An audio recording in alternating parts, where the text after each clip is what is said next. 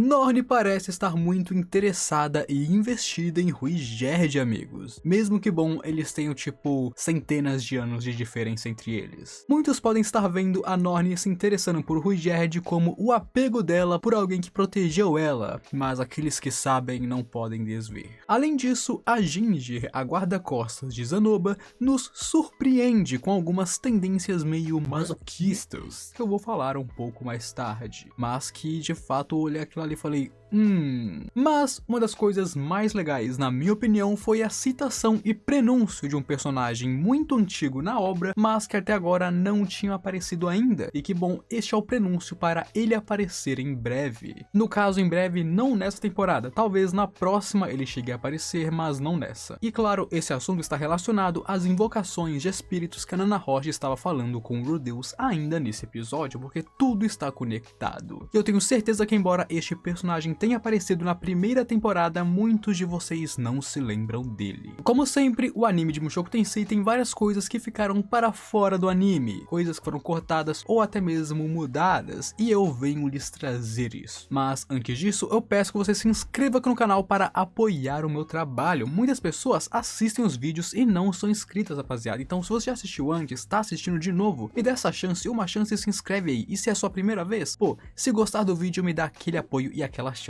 Demorou? Deixa o gostei aí para apoiar o vídeo e agora vamos para o conteúdo cortado. Falando sobre Rudeus e Norne estudando juntos, sabiam que isso foi algo pelo qual a própria Norne pediu para o Rudeus? Parece que finalmente o gelo entre os irmãos e o ódio mortal de Norne por Rudeus está derretendo e eles estão ficando mais próximos, a passos de tartaruga, mas estão ficando mais próximos. Norne pediu para ser ensinada pessoalmente por Rudeus, sabendo que o seu irmão mais velho obviamente é um maldito gênio, e Rudeus aqui estava pronto para ensinar tudo e qualquer coisa para Norne, porque ele sabia que, pô, vou ajudar minha irmã da melhor forma que eu posso. Mas não seria tão simples assim, afinal a Aisha também existe, e Rudeus pensou que se ele ficasse tanto tempo estudando com a Norne todos os dias, talvez a Aisha pudesse se sentir de lado, se sentir meio abandonada e tudo mais, e ele não quer isso, afinal ele também ama muito a sua outra irmã. E assim, o Rudeus decidiria que essas aulas dele com a Norne só durarão 1 hora por dia, o que pra mim pelo menos é mais do que suficiente. Afinal, ela estuda tudo que está na academia e então passa 1 hora estudando com ele intensamente. E claro, estudar mais do que isso sinceramente seria bem cansativo para a Norne, já que ela não é o maior gênio talentoso, então ela precisa de tempo para descansar e absorver o conhecimento. Mas claro, por ser apenas 1 hora, foi 1 hora de estudos intensa, com eles falando sobre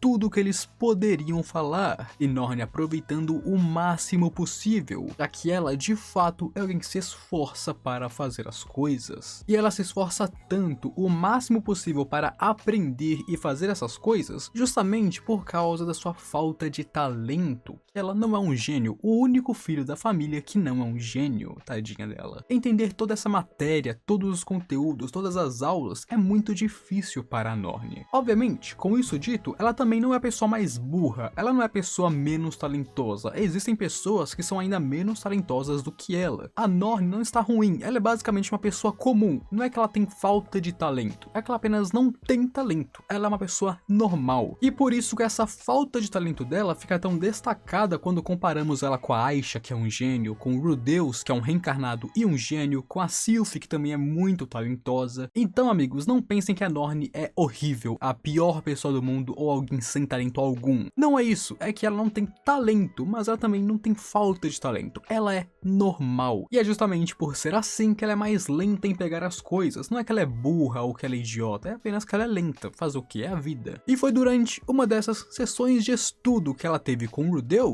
que eles falariam sobre Ruigerd. Mais especificamente, Norne trouxe o assunto sobre Ruigerd aqui. Às vezes, o Rudeus e a Norne têm várias conversas diversas. A maior parte delas são sobre estudos ou sobre a família. Sim, em sua maior parte são. Mas muitas delas também são sobre sobre Ruigerd, porque ela sempre começa a falar sobre ele. Nesse caso, ela gosta de saber mais sobre Ruigerd através do conhecimento que Rudeus possui, como de onde ele veio, como o continente demoníaco era, a história por trás do nosso grande Superd, e com isso vemos que a Norne é bastante apegada a Ruigerd e gosta bastante dele. Inclusive desde seu primeiro encontro lá atrás, onde ela pegou na calça dele e tudo mais, mostrou ter um pouco de apego ali por ele, gostar um pouco dele, e ele é muito bom com crianças também. Então a Norne é bem apegada ao Ruigerd também. Mas é aquilo, né, amigos? Mal sabem eles, né? Quem sabe o que vai acontecer não pode ver essa cena e simplesmente não saber aquilo. É complicado assistir isso sabendo aquilo, né, rapaziada? Só quem sabe aquilo vai entender, né? Se você sabe aquilo, comente nos comentários se você sabe o que é aquilo.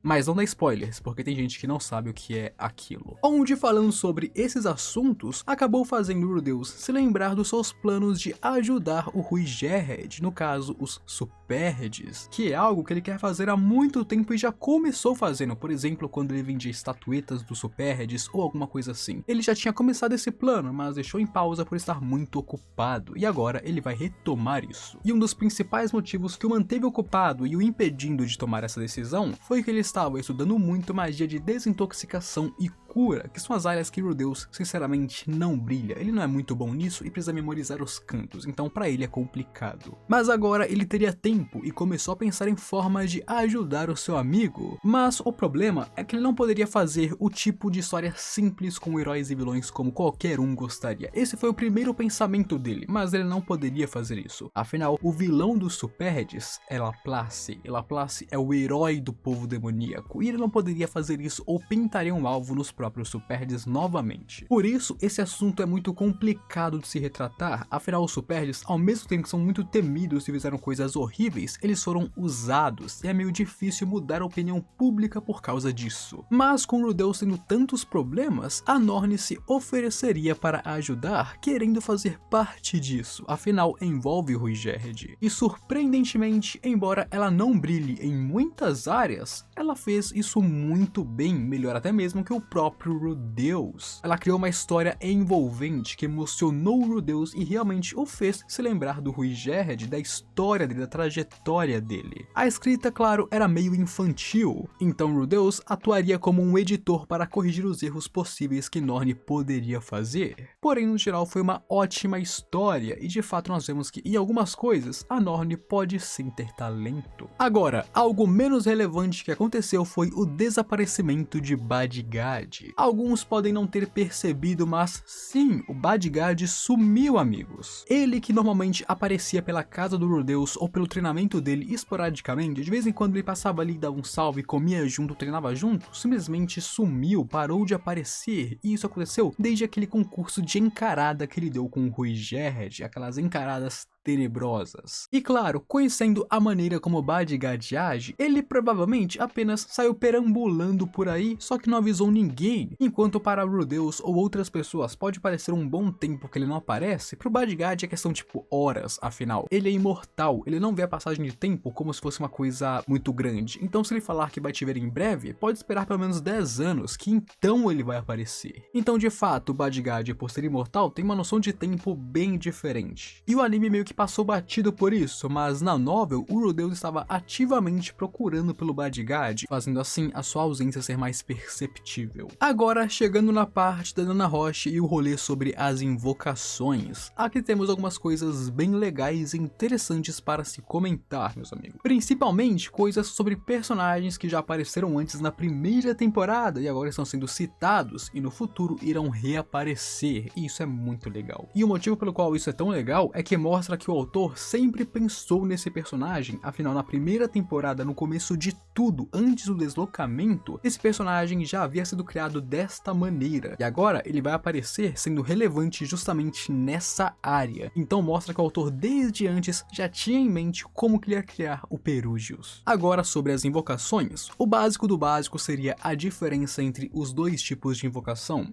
demoníaca e invocação espiritual. A invocação demoníaca normalmente envolve invoca criaturas inteligentes com quem você vai fazer um contrato, enquanto os espíritos são meio que seres artificiais criados pela mana, sendo completamente diferentes. Com a invocação demoníaca, em sua maioria, será monstros desse mundo ou seres inteligentes desse mundo que você irá invocar e então criar um contrato, chegar em um entendimento mútuo. E claro, você precisa pagar uma compensação por fazer esse contrato com eles, já que eles vão trabalhar para você. Mas claro, isso não se limita apenas a monstros, afinal a invocação demoníaca pode invocar bestas místicas, bestas heróicas e até mesmo seres de outro mundo, ou seres inanimados, como a Nanahoshi invocando uma garrafa PET. E claro, Rudeus, com seu ilustre cérebro genial, imediatamente pensou em invocar a calcinha de Roxy através disso, o que surpreendentemente não é a pior coisa que ele poderia pensar, afinal sabemos que Rudeus pode pensar em coisas muito piores do que isso. Quanto à invocação espiritual, é como criar uma inteligência artificial, uma nova entidade, um novo ser é criado a partir da mana. Basicamente, ao invocar um espírito, você está criando uma nova vida a partir da mana, mas você precisa programar tudo o que ele é, ou seja, o que ele vai fazer, a extensão de suas atividades, a sua personalidade, como que ele vai agir, tudo é necessário uma programação. Basicamente, para criar um espírito, é como um dev cria um aplicativo, programando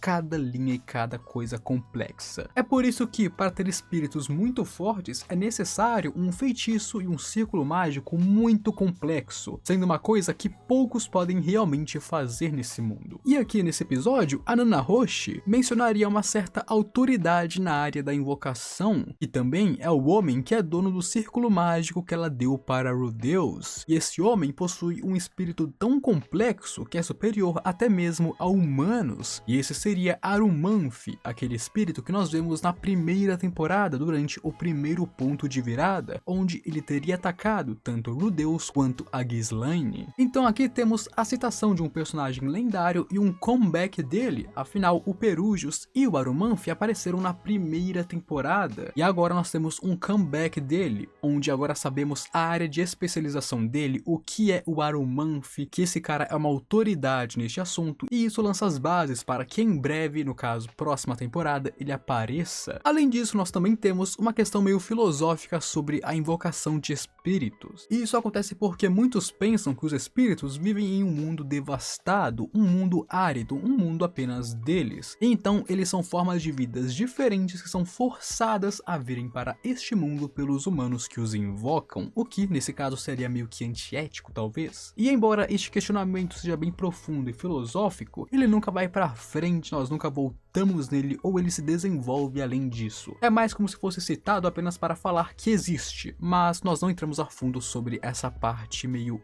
errada da invocação. Falando sobre o pergaminho que a Nanahoshi deu para Rudeus, ela até mesmo falou para ele que se ele quisesse, ele poderia vender tranquilamente sem preocupações, principalmente porque quem fez ele não liga, e nesse caso quem fez ele é Perujos. E isso porque o dono do pergaminho, no caso Perujos, simplesmente não se importa com algo tão vazio assim. Esse círculo mágico para ele é uma coisa muito simples e ele tem coisas maiores para se preocupar, além de, claro, a distribuição dessas coisas. Então, se o Rudeus quiser, ele pode vender, ele pode duplicar, ele pode fazer o que ele quiser com isso aí e ganhar muito dinheiro. E logo chegamos no encontro com Zanoba, e para mim, uma das partes mais estranhas do episódio, que seria a Ginger e algumas revelações bem estranhas, junto com a conversa dela com Rudeus. Há apenas pouco tempo atrás, nós tivemos o incidente onde Zanoba estava estrangulando ela, afinal Zanoba é um grande estrangulador. Mas aqui ela está agindo como se nada tivesse acontecido e não ligasse para tal coisa, como se isso fosse uma coisa normal que acontecesse naturalmente e ela não se importa. Onde uma observação do Rudeus foi que, embora eles fossem mestre e servo e tivessem essa relação, para Rudeus ou para qualquer um com dois olhos, isso parece mais um casamento extremamente disfuncional beirando a loucura. E bota ênfase no disfuncional porque isso aqui é muito estranho. Eles realmente parecem um casal ao mesmo tempo que é uma completa loucura a relação desses dois. E claro, o mais surpreendente e chamativo para Rudeus é como Ginger lida com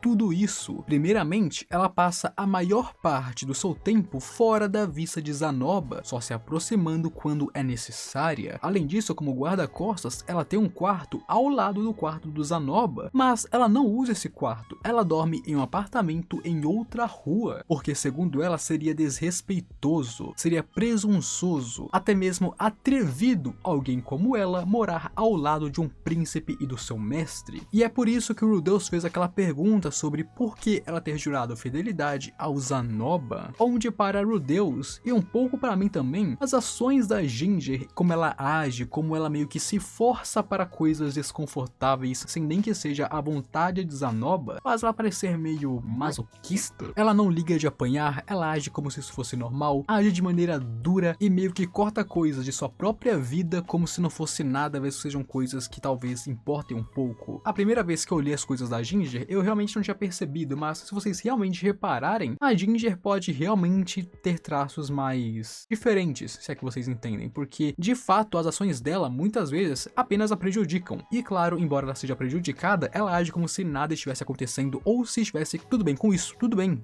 prejudica, tá tranquilo, tá favorável. Então de fato a Ginger tem esse ponto. Mas agora eu quero que você comente aí embaixo o que você achou dessas coisas cortadas, sobre a Ginger, sobre um pouco a Norne, que aqueles que sabem, e claro, sobre o prenúncio de Perujos novamente. Comenta aí que eu quero saber, ou comenta qualquer outra coisa também, porque é aquilo, né? Pra mostrar que você assistiu até aqui, você precisa comentar hashtag Mushoku Tensei ou hashtag GridAnimes. E claro, relaxe, eu sei que tem outras coisas que foram cortadas, eu também vou trazer elas pra vocês, então fiquem tranquilos que logo eu trago. E se você assistiu o vídeo até aqui, se inscreve aí para apoiar o meu trabalho, porque a sua inscrição me apoia demais, e se você viu até aqui de alguma coisa você gostou, certo? E se você gostou do meu conteúdo e de mim, pô, se inscreve aí e me dá uma chance. Deixa o gostei também para apoiar o vídeo e mostrar para o YouTube que você gostou dele, para que assim ele recomende para outras pessoas. E agora eu fui.